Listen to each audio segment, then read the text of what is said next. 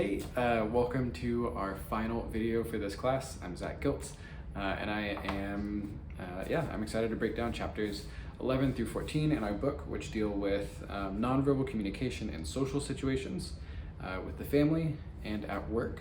And finally, where the field is going. What is the future of nonverbal communication? Since this has such just a broad swath of information, I really wanted to just hit a couple of the highlights that really stand out to me.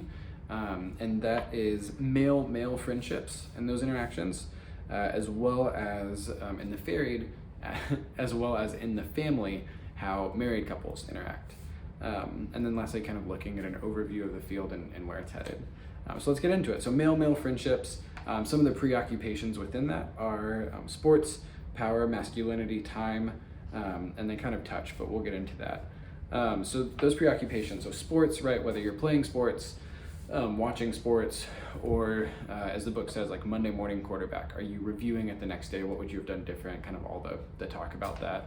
And certainly this is a big one for me that right away I was like, oh yeah, like I don't know that this is true for every male, but certainly for this one, like 100%, like that's up there, right, of what guys do and talk about. Certainly that was it for me. Power, right, that tension, that competitiveness, no matter what you're doing, there's kind of that competitive edge always coming in. Masculinity, I think, kind of ties into that. Again, it doesn't have to be sports, but even just if you're at the bar, like trivia, do you like your drink stronger? Like whatever it is, there's just some sort of way to flex that masculinity. And that is guys look at time together, right? Males together in friendship, looking at time, often it is future focused, right? What am I going to do? What am I going to achieve? Rather than constantly reflecting on where I've been, looking ahead. And then touch, I thought, was the most fascinating thing here, because I think guys might be becoming more affectionate, right? Male-male affection. But again, a lot of the things in the book, right? Backslapping during competitions, right? Some play punches, things like that, for sure. I think also like the bro hug, the one where you kind of like do like this thing, I think is a pretty common like male-male friendship way to greet one another. And so I think that just kind of indicates that. And then lastly, that male-male friendships can show affection by doing things for one another. This isn't one that I thought of right away, right? Like if you ask me some of the key features of those friendships, but certainly it stands out as like, yeah, like, hey, can I grab this for you, pick this, like help you carry this from the car, like, I don't know. But just helping one another accomplish tasks and things like that definitely is part of that male-male friendship. And then family. I have been married for 6 years now, and so I was really curious to see what the book had to say about marital and committed relationships. And so here's what it had to say. Some of those big factors are environmental factors, space, touch, kinesics and vocalics, chronemics, and physical appearance. So those environmental factors is who creates the home. Today, I'm filming from my wife's office. So she has a ton of ownership in the space, how she decorated it, what's on the walls, down to the furniture in it. But it's a space that we kind of occupied together and sometimes, and then work together to build, which turns out is a good thing. It turns out the more kind of mutual decision-making there is in a home, typically the healthier the relationship is. So it's kind of fun to see that. But yeah, so who creates that space and who's responsible for that space, right, is a big part of that. So space then is also a key feature. And kind of the question that came to me is do you have territory or do you share territory? There's not a single room in this house that my wife or I is like not able to go into, or like, oh, that's Kendra's room, or that's, like this is Kendra's office because she works from home. But I'm never not allowed in here. It's not weird that I'm filming in here. So we share territory. We don't really have territory. So I thought that was interesting. Touch for marital relationships is unique to the couple, but kind of whatever your average is, if you are kind of hitting kind of an average to above average rate of touching, that probably indicates health in the relationship, whereas if you're a little bit below average in touching, that can indicate unhealth. So those are, again, unique to each couple. There's no like X rate of touching per day is ideal. That doesn't exist, but again, kind of whatever your average is, if you're on the upper side of that, good. On the bottom side of that, maybe reflect on what's going on there. And then kinesics and vocalics, right? So what you say is less important than how you say it, right? If you're agreeing verbally, kind of rolling your eyes and like schlupping down, right? That's not the same as agreeing and like being engaged.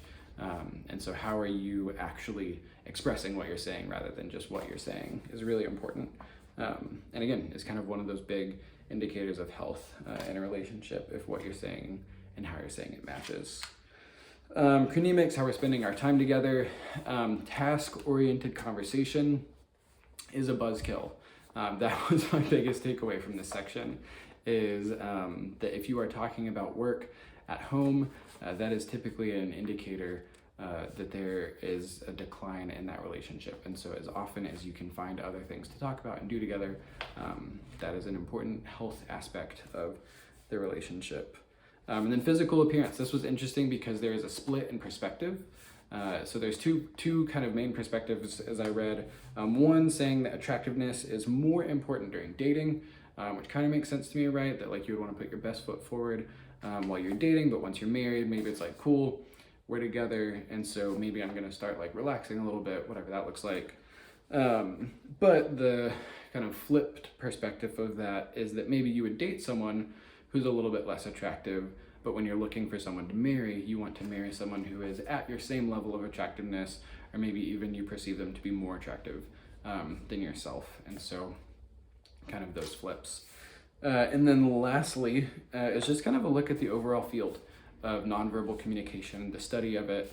And it really seems to grow and change with what media is available to us, right? So TV used to be kind of a huge studying factor piece to this field, and it will likely continue to be, right? TV and movies, but social media has had a huge impact on how we're able to study nonverbal communication. And I'm really interested to see kind of in the next 5 to 10 years, what comes out about how our interactions have changed because of social media.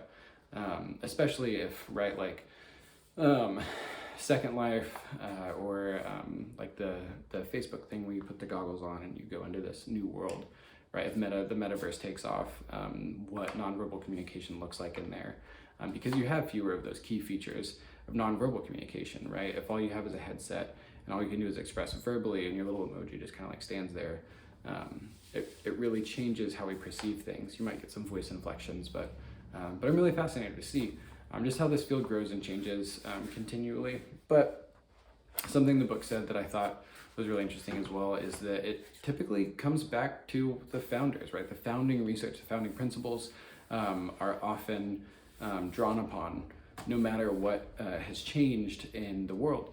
Kind of the past 60 years have proven out that we've got some pretty good building blocks to work with moving forward. So I'm really grateful to have been in this class and to learn so much. I'm still in it. I continue to do the best I can here.